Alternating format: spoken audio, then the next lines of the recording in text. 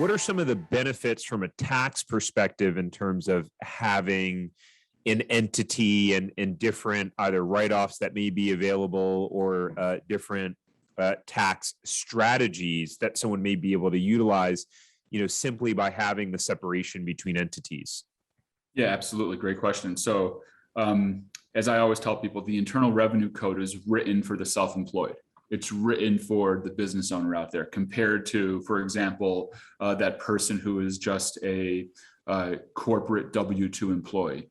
And what I mean by that, so first and foremost, the difference between those two taxpayers, right? Like number over here, like the self-employed business owner versus the corporate W-2 employee. The self-employed business owner can write off all of his or her business expenses. So anything that's a business expense reduces the bottom line. If you're just a corporate W-2, and by the way, there's nothing wrong with being a corporate W-2 employee, right? Like again, like the more that people talk to me, like they realize I'm very big on, weighing the pros and cons of everything, right? Pros of being a corporate W-2 is, you have benefits, maybe you can just work from 9 to 5 and then turn the work switch off, from one entrepreneur to another, Tariq, that like oftentimes that switch doesn't go off. We gotta always try our best, but it's not the 9 to 5. So, being able to, as when you have an entity, whether it's structured as an S Corp, an LLC, a C Corp, any business expenses, you can write off dollar for dollar to reduce the amount of income that's subject to income tax for your entity. And then, if you're structured as an S corporation, there is a potential to save money in what's in a tax that's called self-employment taxes. Now, self-employment taxes are different than income tax. Self-employment tax is another word for Social Security and Medicare tax.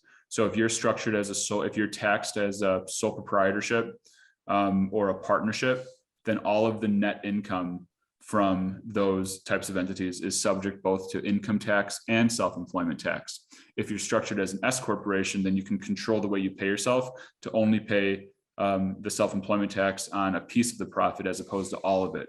If you're taxed as a C corporation, if you want to take money out, you could take money out either as salary or dividends.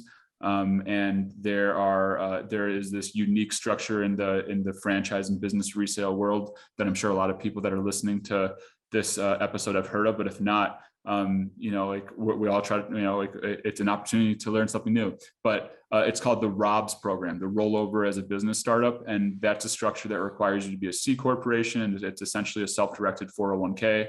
It's a way for you to use your retirement assets for your business now.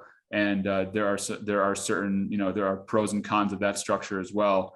But I would say that the main, the key value prop of being structured, of being self-employed, and having an entity separate from yourself personally, is number one, the ability to just write off all your business expenses to reduce your taxable income, and then getting back to that topic of liability, doing it in a separate entity with a separate tax ID number. So so you're protected from a liability perspective. So anyone can't go after you. Now there are ways to pierce the veil, and we can always talk about that.